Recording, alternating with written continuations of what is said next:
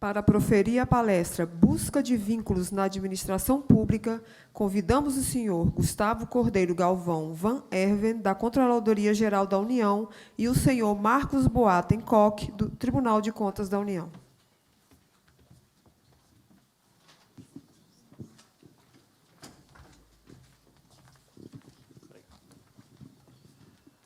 Boa tarde a todos. Meu nome é Marcos, eu trabalho aqui no tribunal, na DGI, a diretoria que o Remes comentou agora, que faz análise fomenta o uso de análise de dados no controle externo. E a gente vai falar um pouco aqui de um trabalho que está sendo desenvolvido em conjunto pelo TCU e pela CGU, na linha daquilo que o Romeu comentou hoje de manhã, acho que foi, de a gente tentar evitar retrabalho, duplicação de esforços, para a mesma coisa e a gente poder ter mais sinergia na nossa atuação, né? O problema de busca de vínculos na administração pública ele é bastante comum no nosso dia a dia, no controle. Não sei se vocês repararam, um dos temas até que o Remes colocou ali, uma das variáveis que ele utilizou, era a existência de vínculos entre os servidores do órgão, né, e os funcionários da empresa. Então, são exemplos que a gente tem, eu posso procurar vínculos entre empresas que estão participando de uma mesma licitação, por exemplo, para identificar algum tipo de conluio entre elas, ou coisas do gênero. Onde é que eu passo aqui?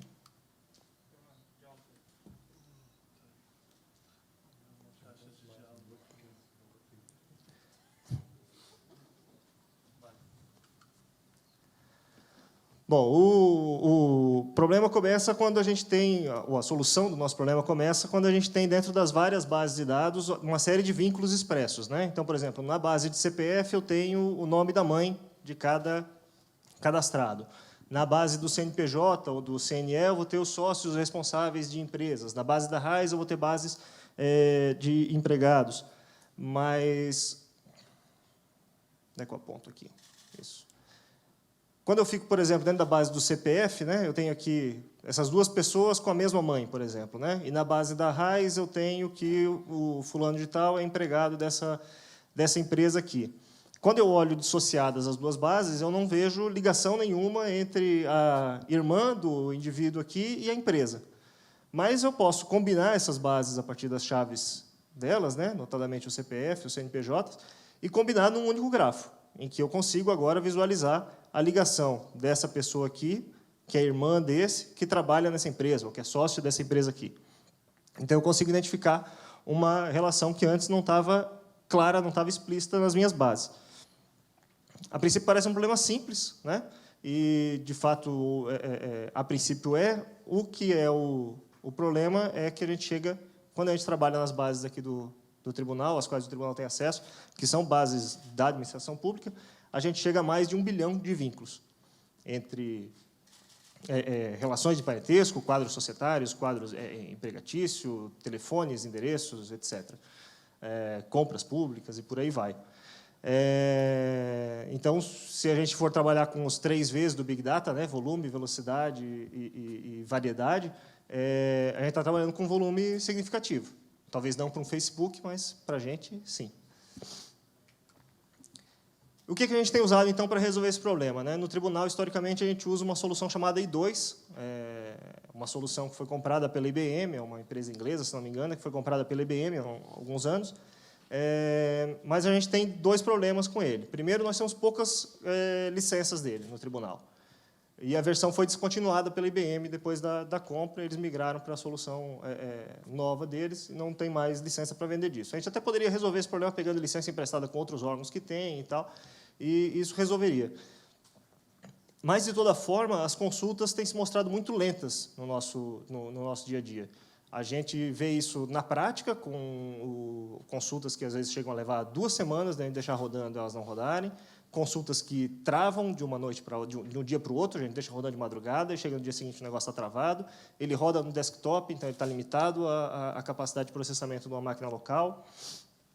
Então, a gente começa a ver que ele não nos atende mais em grande parte dos cenários em que isso é necessário de ser utilizado. Então, a gente começou a buscar, em conjunto com a CGU, soluções, alternativas para isso. Uma primeira solução que foi um pouco mais liderada aqui dentro do TCU foi a implementação de uma busca de vínculos em SQL. Então, a gente já tem todo aquele banco do I2 modelado. Vamos tentar fazer um algoritmo de busca mais eficiente do que o algoritmo do I2. A gente se limitou a 6 níveis de busca, tá certo? Acessando, como eu falei, diretamente essa base do I2.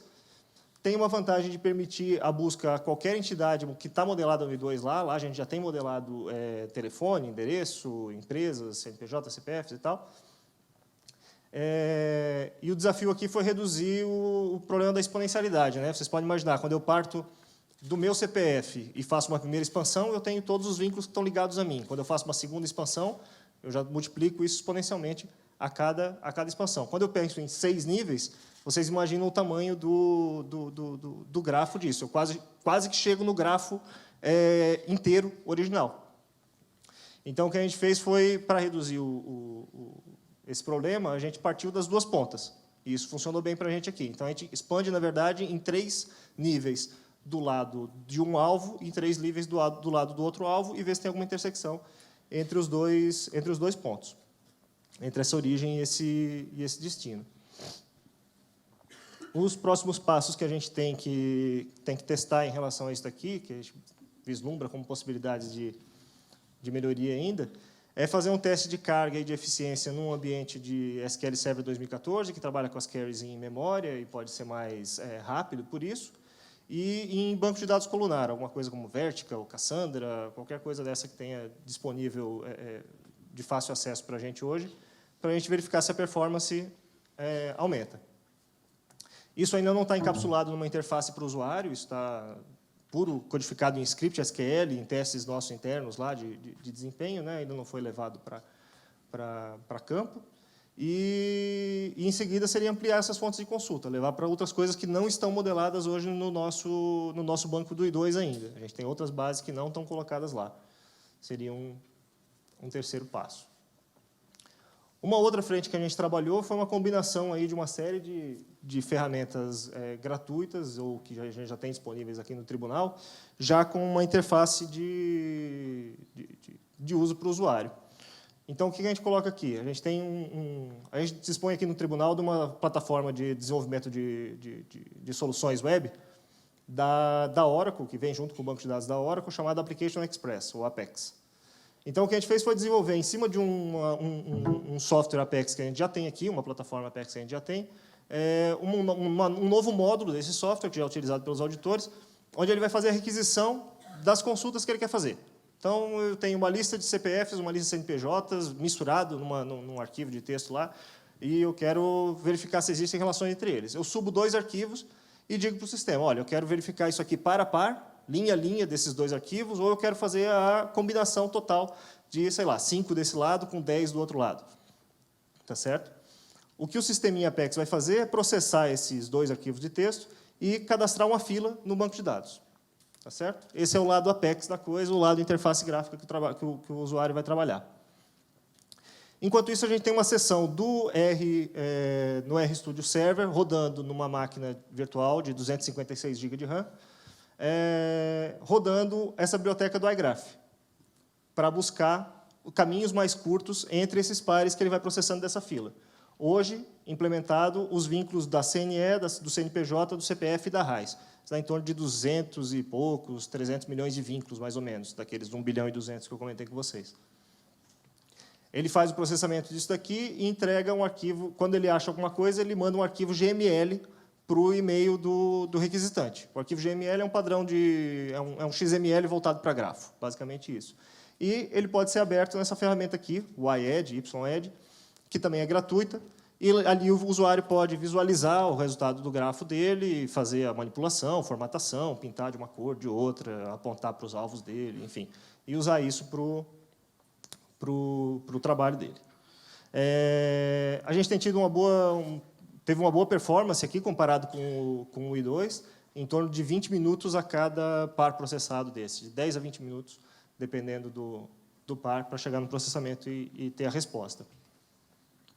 Os nossos próximos passos nessa solução aqui seriam o quê? A gente primeiro disponibilizar essa ferramenta em caráter de teste para alguns usuários dentro do tribunal, para a gente pegar um feedback, né? A gente já tem a interface gráfica, está fácil de disponibilizar. Uma segunda seria o processamento paralelizado. Aqui eu gostei da expressão que o Romeu usou ontem numa apresentação dele, ele falou do ridiculamente paralelizável. Esse aqui é bem o caso do ridiculamente paralelizável mesmo, porque ele está procurando vínculos entre pares, e ele tem uma fila ali. Hoje ele está consumindo o topo da fila, né, o primeiro elemento da fila de cada vez, o primeiro par da fila, e leva 20 minutos para fazer isso. Só que eu posso colocar isso, como ele falou, colocar em 100 núcleos aí para rodar e processar 100 a cada 20 minutos, e não mais um a cada 20 minutos só. Uma outra é implementar um algoritmo de K caminhos mais curtos, porque esse algoritmo que tem do padrão do iGraph, ele te retorna ou todos os caminhos cuja distância é a mínima, ou apenas um deles, e às vezes o mais relevante para você não é o caminho de distância mínima, né? Pode ser que exista uma relação mais forte que passe por, sei lá, 3 níveis do que uma relação fraca de 2 níveis, e adicionar mais bases. Como eu falei para vocês, a gente está só com aquelas 4 bases ali ainda, fazendo um teste mais reduzido. Vou passar para o Gustavo agora, que vai falar um pouquinho das outras abordagens.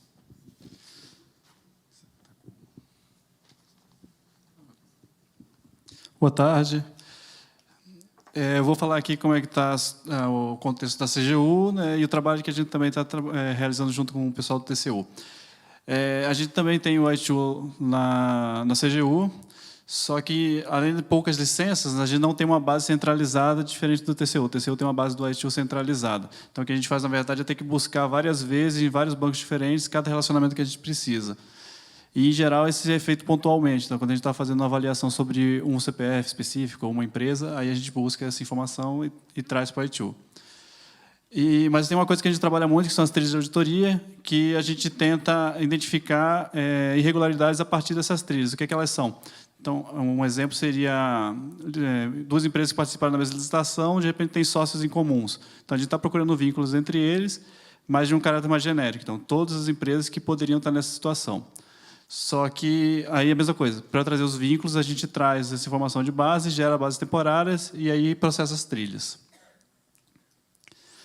Como solução, inclusive também assim, foi trabalhado no mestrado profissional da UNB, a gente abordou bancos de dados bancos de dados no SQL focados em grafos. Então, um dos bancos de dados que a gente está utilizando é o Neo4j, que tem uma linguagem própria para você buscar padrões de grafos.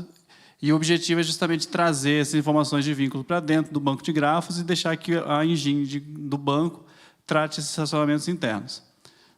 Então, a gente tem a utilização de banco de grafos para realizar essas consultas, né? As consultas SQL, como foi comentado, elas não têm uma performance muito boa por causa da estrutura do dado em si. Então, a gente tem uma estrutura tabular que, para buscar vínculos, não é muito eficiente. E um banco de grafos poderia resolver também as trilhas, né? Buscar os padrões de grafo e não só pessoas individuais, para substituir as trilhas que a gente tem hoje num banco relacional. Tá, então, para vocês terem uma ideia, a gente colocou aqui uma pesquisa que foi usada também no mestrado, que é justamente buscar relacionamento entre empresas até 6 níveis, via sócio. Então, uma empresa ela pode ter sócio tanto de pessoa jurídica como pessoa física. Então, se for até 6 níveis, a gente vai ter essa ponta da árvore aqui, e pode descer até essa última ponta. Então, descendo aqui 6 níveis, alternando entre pessoa, empresa, pessoa, empresa, pessoa, empresa.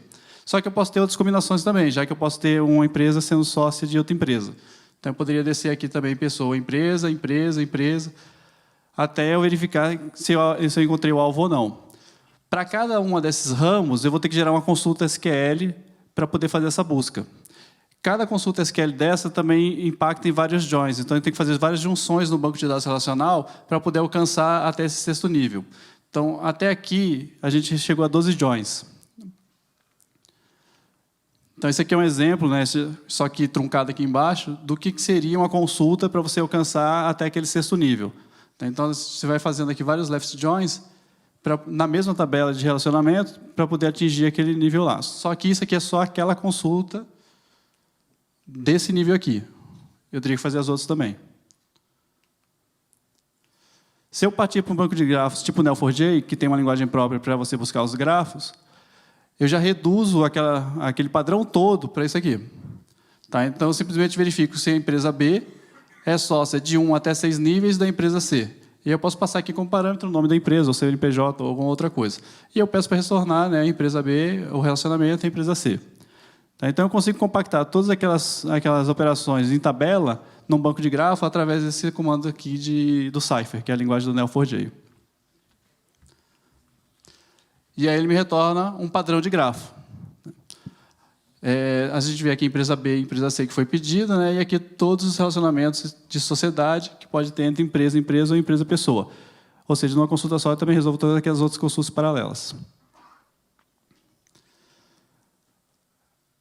Como é um banco de grafos, ele também tem algumas funções que ele pode ajudar para facilitar a buscar padrões. Não necessariamente, se eu não quiser todos os caminhos possíveis, eu poderia buscar só os caminhos mais curtos. Ou seja, eu posso aplicar um algoritmo de grafos dentro da estrutura de grafo do banco. Aí aqui eu estou pedindo todos os caminhos curtos entre essas empresas. Então, o padrão de grafo, quando eu peço todos os caminhos curtos para aquelas empresas, cai para cá. Ou seja, na verdade, aquelas duas empresas elas são sócias uma da outra, só que com essa função, né, esse algoritmo de grafos do próprio banco, eu consigo enxugar o que eu estou trazendo. Em alguns casos, eu vou precisar trazer todo mundo, porque eu quero ver todos os relacionamentos que existem. Mas se eu só quiser identificar se aquelas duas empresas têm algum relacionamento, para depois começar uma investigação mais profunda, eu posso usar aquela função que ela vai me responder muito mais rápido. Tá? Na nossa frente, a gente vai ver que tem, inclusive, uma tabela mostrando essa questão de performance. Aí é a tabela. Tá, então, o que a gente fez? Para testar isso, a gente primeiro fez aquilo tudo num dado simulado. Então, tanto que a empresa A, a empresa B, foram labels criados pela gente. Depois a gente pegou dados de empresas reais e colocou num banco de dados. Então, a gente pegou 7.754.000 empresas e mais de 14 milhões de sócios. Tá? No final, deu um número de sociedades aqui de 20.903. Então, executando em 2 bancos, no MySQL e no Neo4j, para buscar 2 empresas que tinham aproximadamente 400 sócios cada uma, para ver se tem relacionamento entre as duas, o MySQL levou aproximadamente 20 horas para executar e ele retornou apenas um vínculo. No Neo4j, aí essa parte é curiosa, porque geralmente quando a gente fala no NoSQL, a gente espera que o NoSQL vai resolver todos os problemas da nossa vida, né? Só que quando eu busco a primeira consulta de padrão, como ele tenta trazer o grafo todo e, consequentemente, todos os vértices e ligações para a memória, e depois de 14 horas de processamento, ele acabou estourando a memória e derrubou o banco. Então, ele não conseguiu processar, ele não conseguiu jogar, de repente, para uma área temporária, alguma coisa assim, para poder processar tudo. Então, derrubou o banco. Só que a diferença é que lá eu tenho aquela opção do short path. Então, eu posso pedir só os menores caminhos. Pedindo os menores caminhos para esses 2, ele respondeu com 369 milissegundos e me voltou o mesmo caminho que o MySQL me retornou em 20 horas. Ou seja, pelo menos para eu identificar se existe algum tipo de relacionamento entre as duas empresas, a solução parece satisfatória.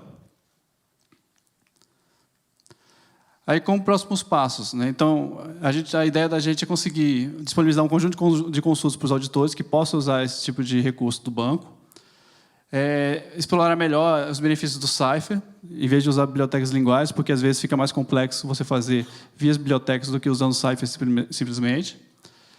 E processar também grafos maiores, como, por exemplo, se eu quiser saber todos os relacionamentos entre os dois, independente de ser o melhor caminho ou não. Só que aí a gente precisaria, talvez, passar isso para um nível de Big Data com outras ferramentas que possam processar grafos distribuídos. Então, Marcos, quer falar também? Então, as vantagens que a gente tem desse trabalho conjunto, né? A gente evita essa redundância de esforços, né? Mas é um trabalho colaborativo, mas independente. Então, a gente, na CGU, a gente tem uma ideia, a gente explora essa ideia, depois apresenta para o TCU. A gente tentou fazer isso, isso, isso. Será que, de repente, para vocês é interessante também? E, do mesmo jeito, o TCU vem e conversa com a gente. Então, por exemplo, aquele modelo lá do Apex que o Marcos mostrou para a gente está tentando ver se também consegue embutir junto no Neo4j. Aí, se ficar interessante, a gente já passa para eles também. Funcionou desse jeito, se vocês quiserem tentar também, pode tentar dessa forma. E aí, como os próximos passos, a intenção é comparar, né, o desempenho dessas abordagens que a gente está estudando, né, e unir esforços quando a gente encontrar uma solução que seja vantajosa para os dois lados. E é isso. Valeu.